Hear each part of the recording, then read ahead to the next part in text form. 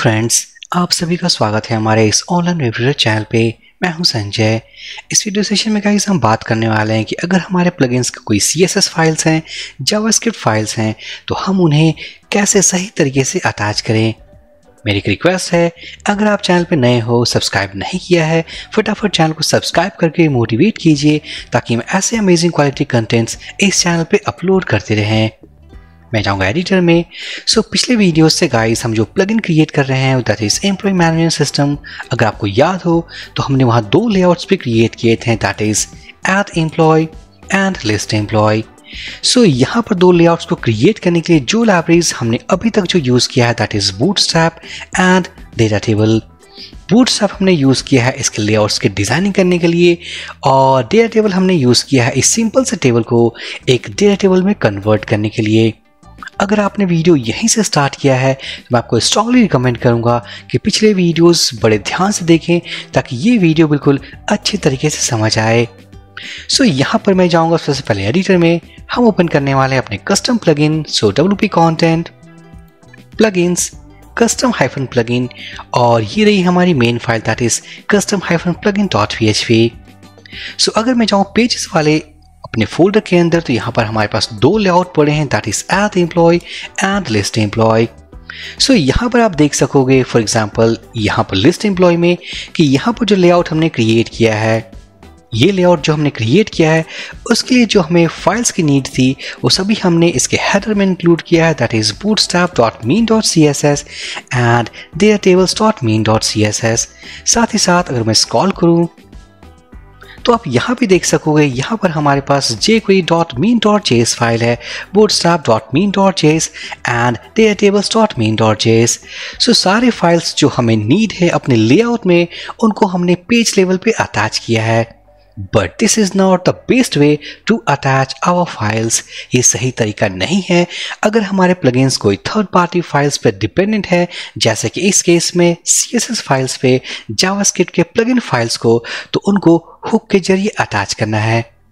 Hook के जरिए कैसे अटैच करते हैं, तो सबसे पहले मैं जाऊंगा कस्टम हाइफन प्लगइन जो कि मेन एंट्री फाइल है, और यहाँ पर हम एक एक्शन हुक डिफाइन करने वाले हैं, मीन्स कॉल करने वाले हैं दैट इज ऐड एक्शन।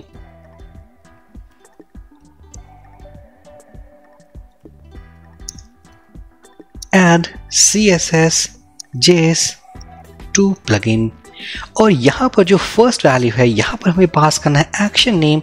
तो मैं पास करने वाला हूँ admin enqueue scripts, क्योंकि इस प्लगइन के हेल्प से जो भी लेआउट हमने क्रिएट किया है that is add employ and list employ, वो दो फाइल्स जिन थर्ड पार्टी फाइल्स पर डिपेंडेंट है उनके लिंकिंग हम अपने एडमिन पैनल में करना चाहते हैं। फॉर एग्जाम्पल अगर मैं यहाँ पर जाऊँ और अगर मैं इस पेज के सोर्स कोड को ओपन करूँ, right click view page source, तो यहाँ पर अगर मैं सर्च करना चाहूँ दैट इज बूटस्ट्रैप एंड वो कीवर्ड एक्सेस नहीं है क्योंकि हमारे पास वर्डप्रेस एरर है। सबसे पहले मैं इस लाइन को कमेंट करने वाला हूँ। एक बार सेव करने के बाद अगर मैं रिलोड करूँ Ctrl+U, यहाँ पर अगर मैं सर्च करूँ दैट इज बूटस्ट्रैप, आप देख सकते हैं ये जो दो फाइल्स हैं bootstrap.mean.css एंड datatables, ये कहीं ना कहीं एक दूसरी HTML लेआउट क्रिएट कर रही है हमारे पहले वाले HTML कोड के अंदर, जो कि सही तरीका नहीं है। अगर ये फाइल्स हैं जो कि हम इंक्लूड करना चाहते हैं अपने प्लगइन्स के लेआउट के लिए, तो उसे सही तरीके से इंक्लूड करने के लिए हमें उसे हेडर में ऐड करना होगा। बट यहाँ पर देख सकते हैं उसकी एक नई लेआउट स्टार्ट हो गई है विथ न्यू HTML टैग। सही तरीके से कैसे अटैच करें, तो इसके लिए हमारे पास एक एक्शन हुक है एडमिन पैनल में अपने लेआउट्स को ऐड करने के लिए that is admin enqueue scripts। एक बार इस एक्शन हुक को हमने कॉल कर दिया, इसका मतलब जो कॉलबैक फंक्शन हम पास करेंगे दूसरे पैरामीटर में, उस फंक्शन के अंदर हम CSS साथ ही साथ जावास्क्रिप्ट फाइल्स को अटैच कर सकेंगे। चलिए फटाफट हम एक कॉलबैक फंक्शन को डिफाइन करते हैं।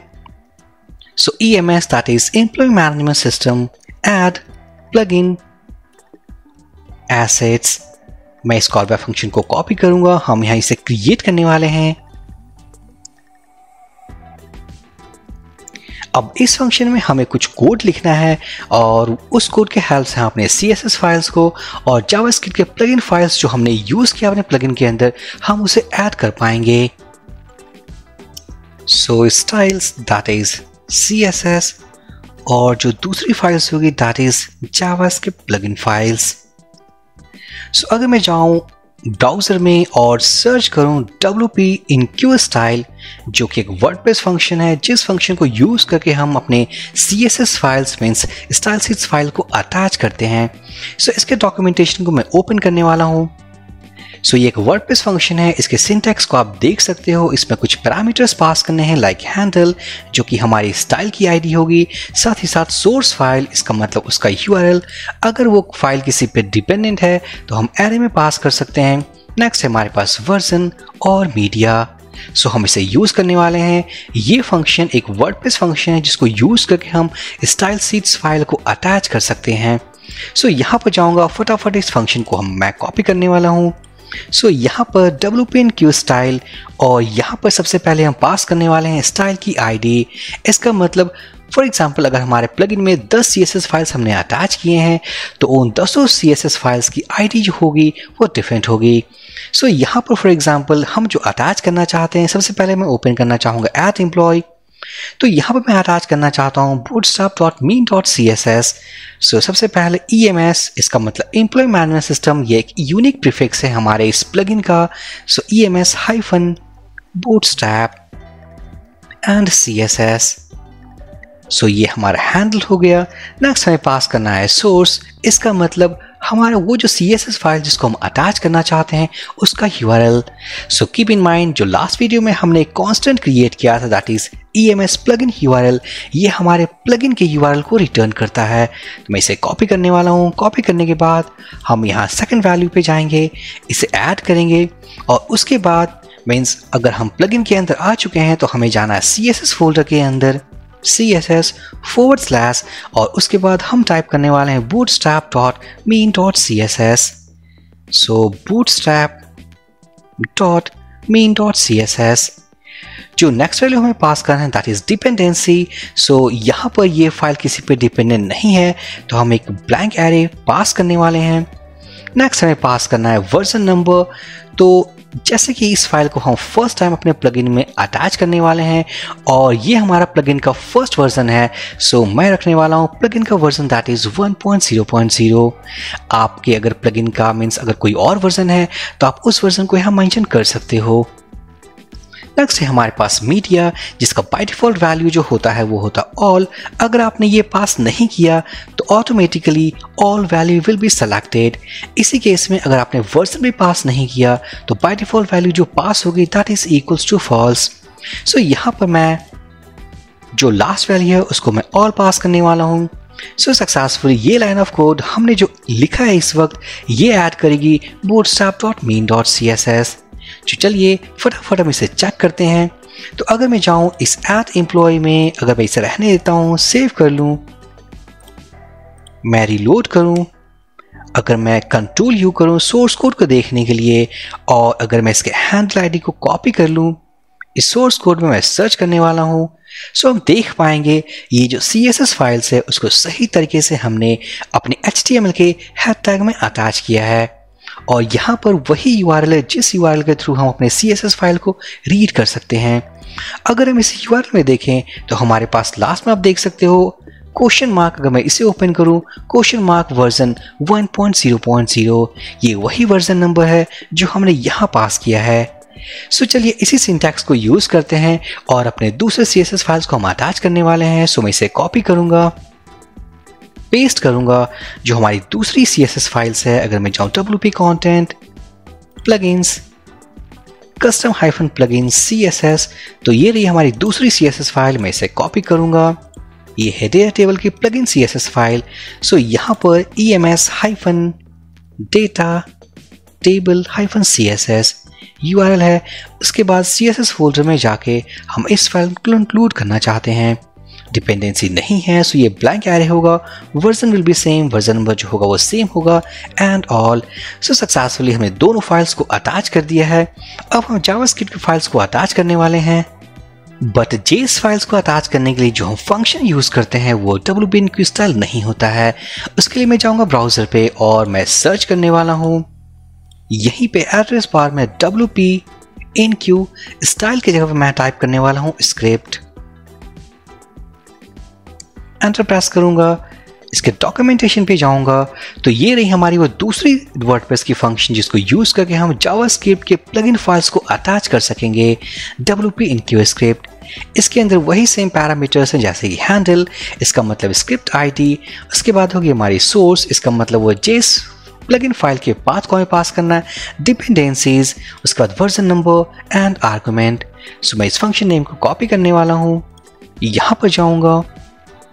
सो wp-enqueue स्क्रिप्ट, सो यहाँ पर सबसे पहले मैं अटैच करने वाला हूँ। अगर मैं स्क्रॉल करूँ बॉटम में तो जो हमारे पास जो फर्स्ट फाइल है that is jquery.main.js। Remember by default हमें वर्डप्रेस jQuery की लाइब्रेरी फाइल ऑटोमेटिकली हमें प्रोवाइड करती है। सो इस केस में जबकि हम एक्शन हुक के जरिए हम सभी फाइल्स को अटैच करने वाले हैं तो इस फाइल को हम अटैच नहीं करेंगे। अब क्वेश्चन ये है कि अगर हम इसे अटैच नहीं करेंगे तो jQuery का जो सिंटैक्स होता है दैट इज डॉलर, हम उसे कैसे एक्सेस कर सकते हैं वो भी देख लेंगे।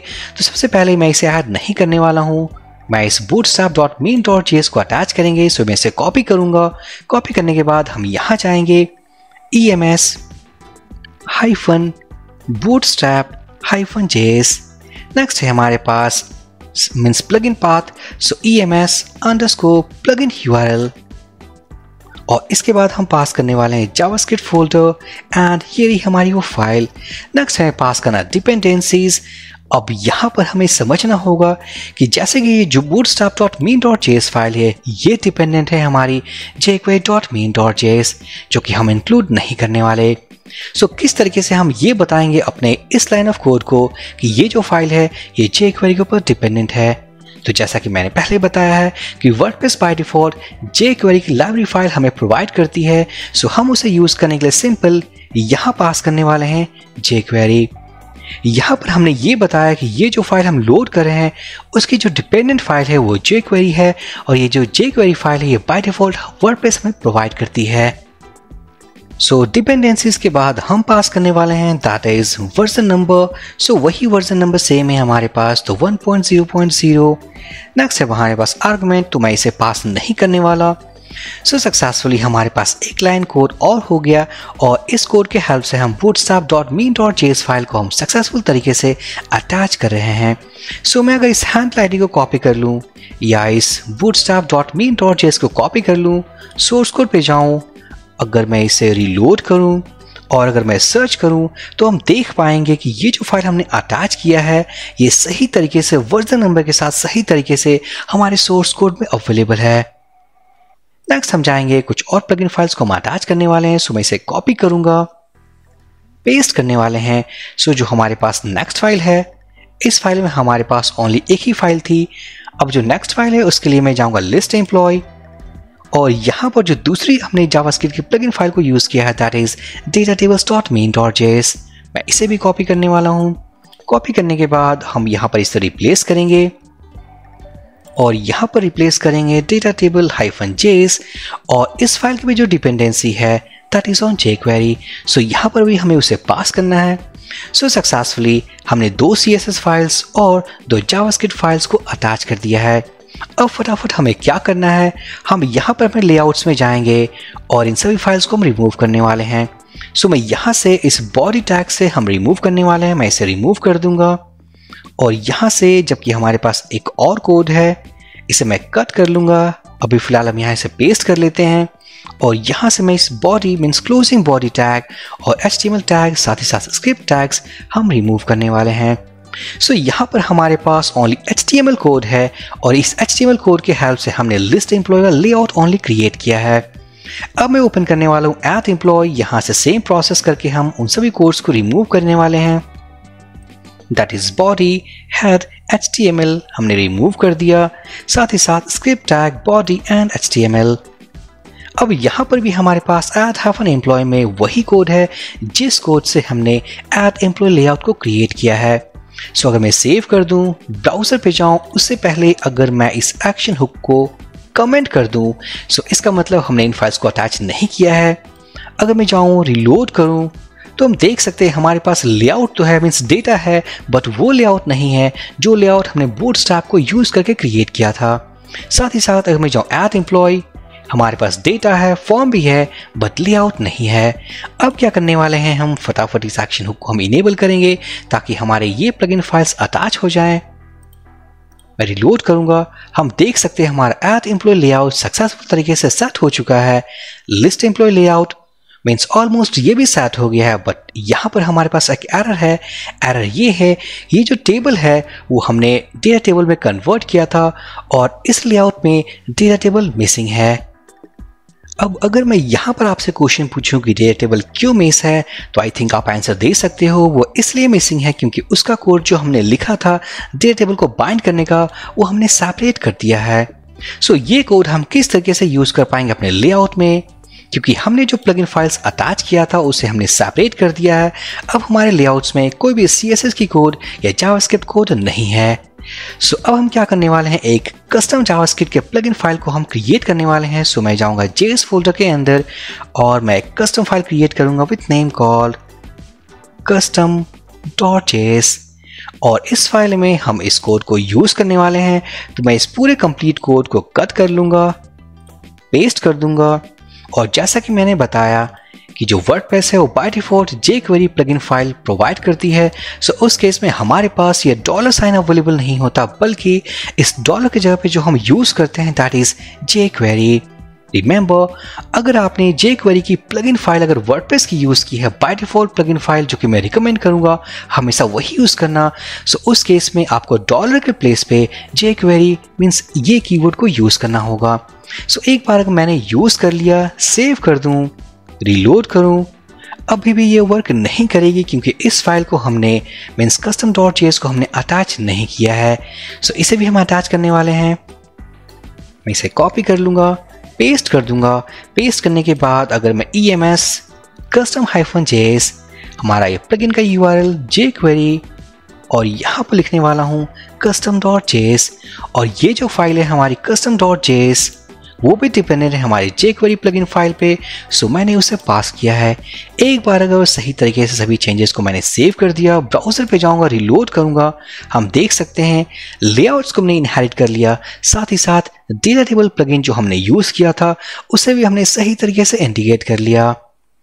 अब हमारे पास दो वीडियोस हैं, पहले वीडियो और ये वीडियो, जहां पर हमने सेम कॉन्सेप्ट को देखा, मीन्स किस तरीके से हम अपने प्लगइन के मेन्यूज और सब मेन्यूज के साथ लेआउट्स को अटैच करते हैं। बट जो बेस्ट ऑप्शन है और जो सही तरीका है अपने प्लगइन्स के लेआउट को क्रिएट करने का, वो इस वीडियो में है।